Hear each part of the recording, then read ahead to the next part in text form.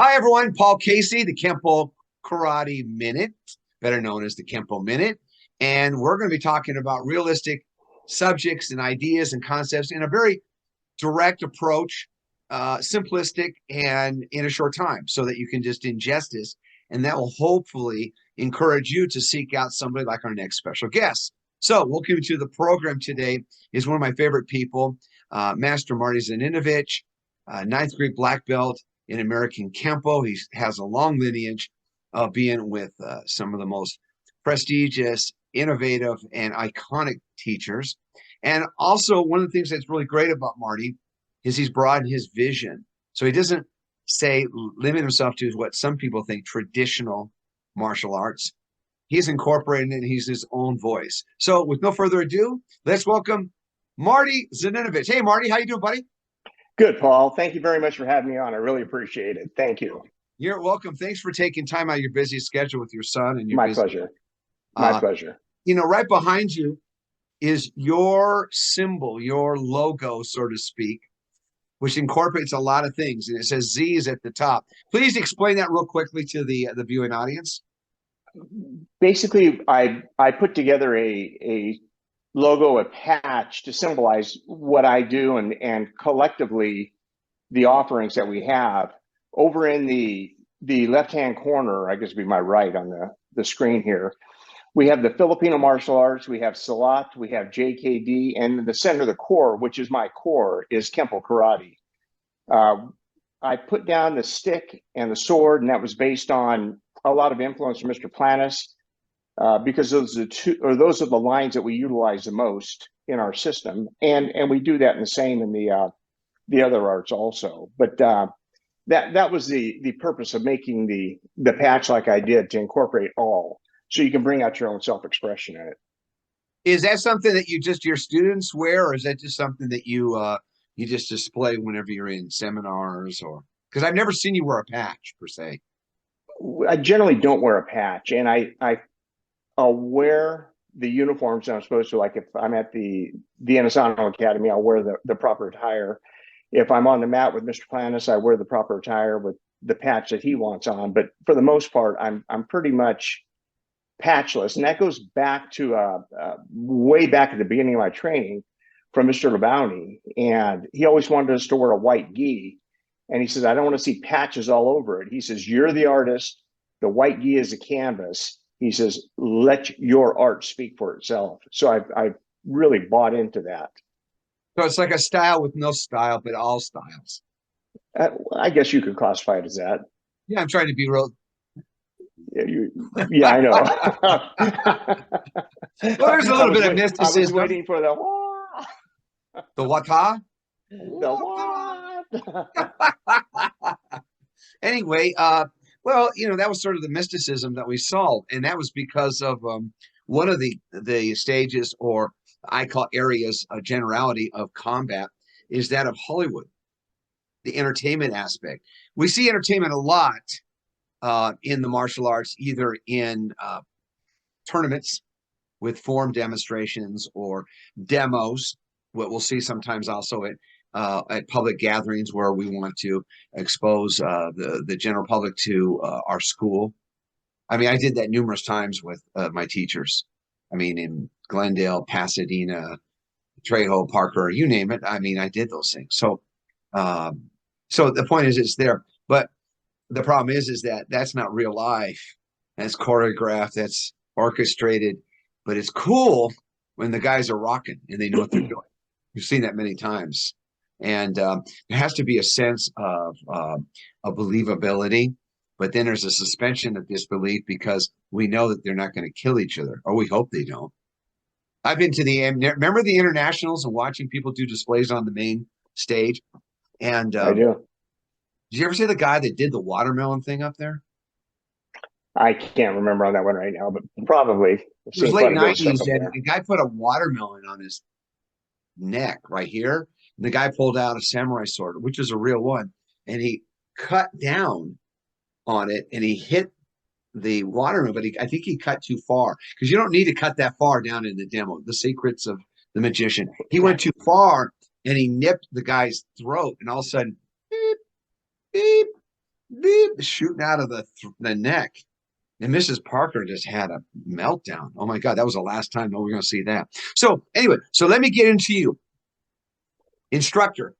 What do I look for, instructor? Give me the checkpoint list. That's a broad-based question, and let's start from the beginning. If you're a beginner, you're going to be a little bit harder pressed to find a good qualified instructor because you don't know. And the biggest caveat there is you don't know what you don't know. So you're going to walk into a school, they're going to sell discipline, they're going to sell you learning how to make new moves, they're going to sell on how to defend yourself, which is fine. I mean, that's what they do. And I believe that's going to be continued on. It's not going to be because I don't like it or I like it. It doesn't really matter. But I think that's one aspect.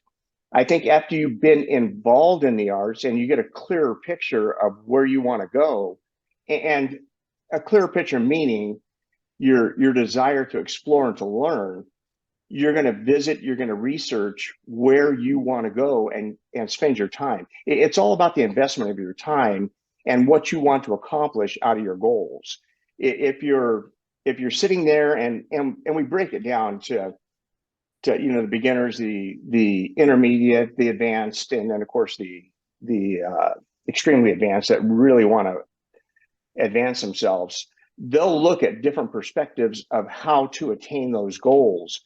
And that'd be based on what their teachings are at the immediate and their research. I mean, you have to not put yourself in a corner and believe everything that's coming your way. What's the big problem with finding commercial schools versus private instruction with so-called qualified instructors? I believe with a commercial school, and it varies. It depends where you're going to go, and reputation is probably everything.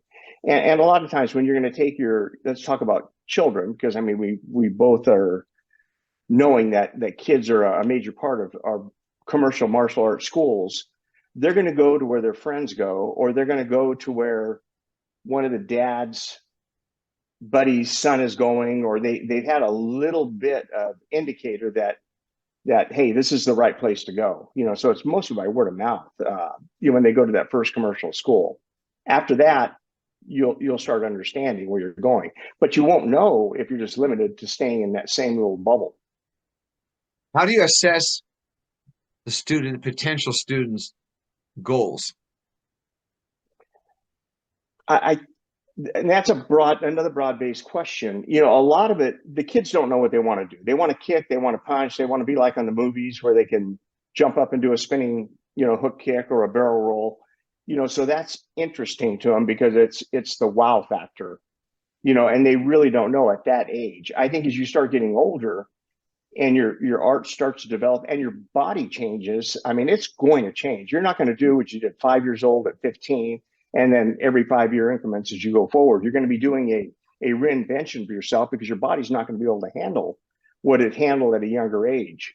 So the assessment is going to come on its own as you move forward and as you keep your eyes open. You don't want to become complacent and think that is the only answer to the question.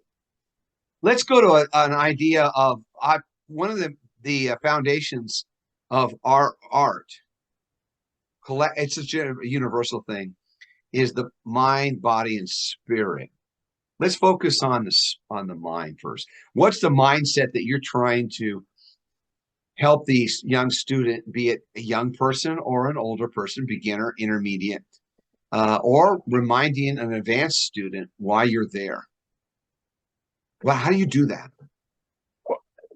You really have to build a trust up with that student, for the reason being you're dealing with a person, and it could be any age. Younger, they're a little easier to mold. As you get older, their habits start becoming more ingrained. And we go back to calling it, with the mind. We're talking just straight mind at this point in time. We're talking about approval addiction, which means they're going to be living up to a standard that's set by their peers or their classmate next to them, where you're feeling that pressure of having to perform at that same level or be in that same place. Let me give you a little bit clearer shot of the reason I say that. a lot of times when kids are growing up, they want to approve and make sure they keep their parents happy. Yes, I did my homework. Yes, I did this. Yes, I did that.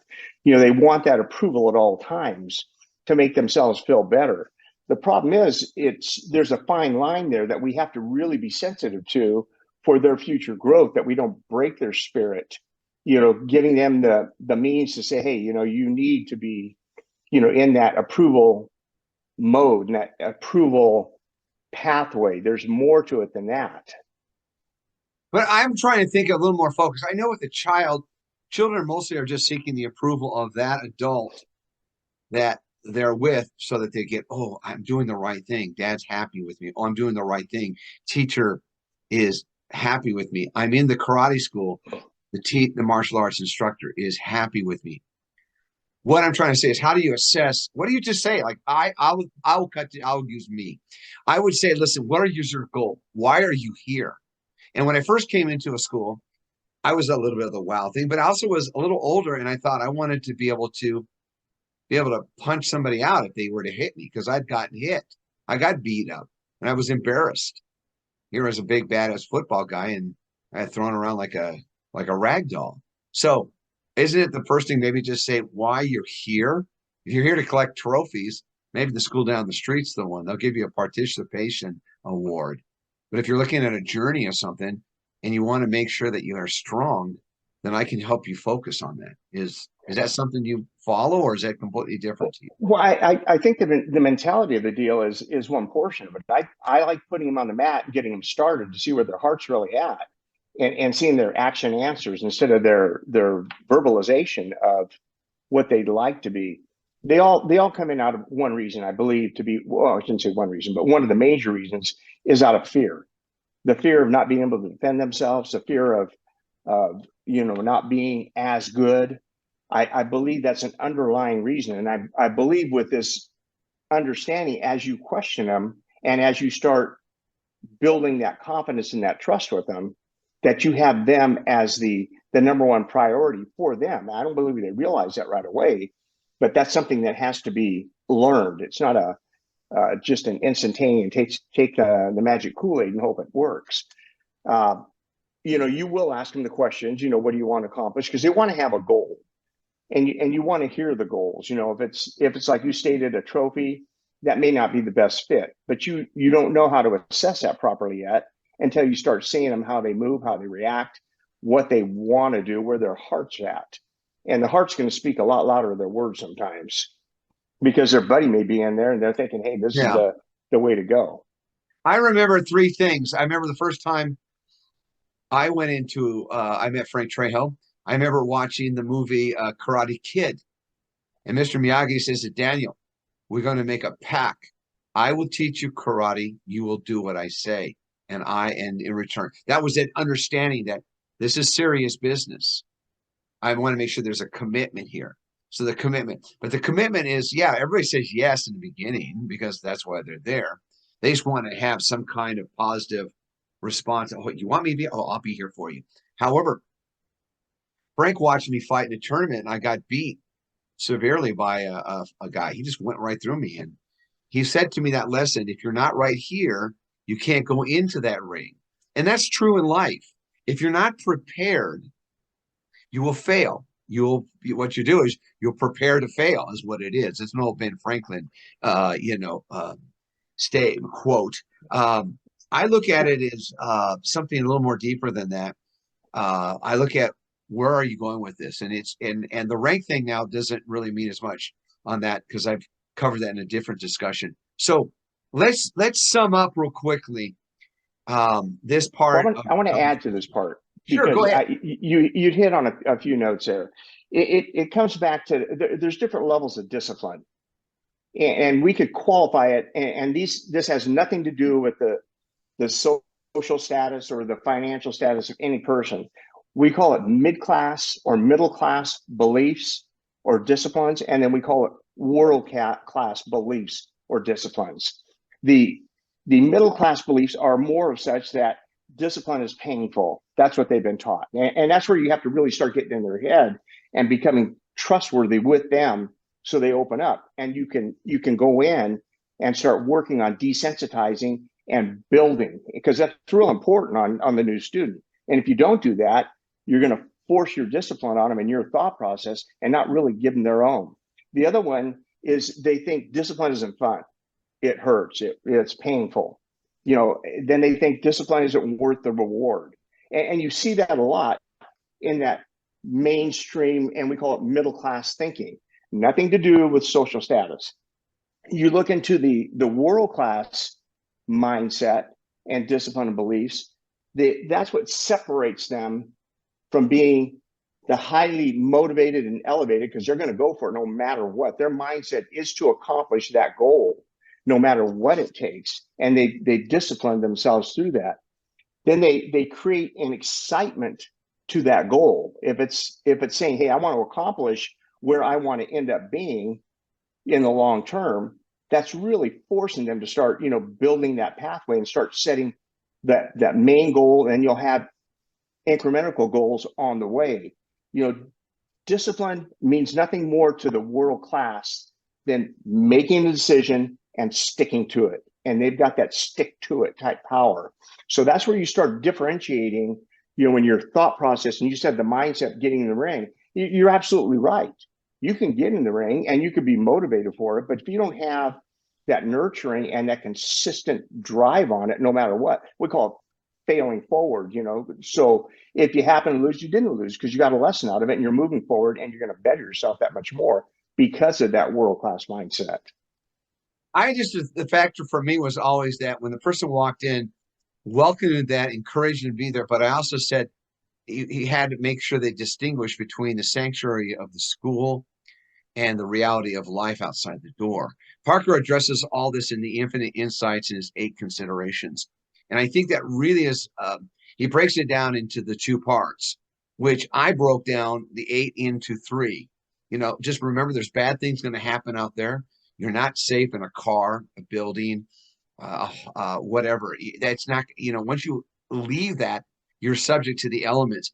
Then you have to do is you have to prepare. Like you're in your vehicle, you understand that you're driving down, it's daytime. Okay, you got clear sight. But that doesn't mean bad things can't happen. A child could run out, a guy could fail to stop. Your brakes may not work because you didn't fix them. When you take a little of that, you just have to have a plan. And then you go through the scenarios, and that's what we do in life with our experiences. We try to share that with our children. We try to give that. And then the final thing is, got to be able to pull that trigger. You got to be able to say that's when it's going to happen. You're talking a lot of different things here. Number one, there's 2 elements in life, desire and belief. And if you don't have those 2 elements and you don't have an understanding of them, you're missing one big, catapult forward, and you're going to be stuck because you won't have that desire to say, hey, I can make my beliefs come to life. You don't know what's going to happen. If you focus on what's going to happen, and I'm putting the preparedness on the side here just for a moment, and you keep thinking about it, yeah, it probably will come to life. If you start concentrating on where you want to be and where you go, it's no different than Mike Tyson says, everybody's got a plan until they get in the ring and they get hit. And then we get hit by him, their whole mindset changes because they haven't really encountered something that devastating with a Mike Tyson. And that can go into the same real life world type scenarios. And the key thing is to put yourself under that pressure and that drive of not being pushed and letting that approval addiction. I go back to that earlier because it is a mindset. It's a big mindset. And if you let those earlier days of yours of the approval status, come into light one little bit, you're really being detrimental to that moment in time when you need to pull that trigger, and it drops back and we jumped ahead here to the street confrontation from getting a tournament trophy and so forth. I think everything has its place in time and can be of value, but I think it has to be qualified as such and not misrepresented. And we see that happen at times. But I think representation is everything on this. And if it's a straight street type scenario, well, there comes into play there has to be an integrous training method that goes along with morality training. I mean, if we're not sitting here, when I say we, 99.9% of people, teaching in a school, teaching how to be an assassin, that's easy. That all you have to do is know the consequences are going to come, and you're going to have to deal with them one way or another. It's going to happen. But if you keep that integrous training and you keep that morality, where it should be, it's going to give you a lot more. Under that pressure, when you're in that street confrontation, you have to approach that with a minimum of the same intensity. And if you don't, you lose. Because that other guy, it's the old Bruce Lee adage, the guy has the mentality to come in and bite your nose off, he's going to bite your nose off unless you meet that with the exact minimum of his intensity and more. And he doesn't get a chance to do it that easily. You will get, some consequences coming out of that. There's no doubt. There's a quote by Ed Parker related similar to that about what kind of response is met with the attack. It's based on that. We've covered that. So let's just sum this up. So the key factor here is an assessment on the student. And the way you do that is getting a qualified teacher go in and ask the right questions. And that means not only the student, but the instructor asking. So it has to be a quid pro quo. And by doing that, you'll have a better understanding of what it was going on. The number one thing is communication. Because once we get that understanding, yes. Yeah, we got to have that communication. And even to this day, I learn something from you all the time when I talk to you. So with that, we're going to close out this segment with Master Marty. And I hope you enjoyed it. Please subscribe to the Kenpo Minute, and we'll look at you and seeing you at the next Kenpo Karate Minute. Thank you so much. So thank you for watching the Kenpo Minute. We hope you enjoy it, and please come back and visit us again. Thank you very much.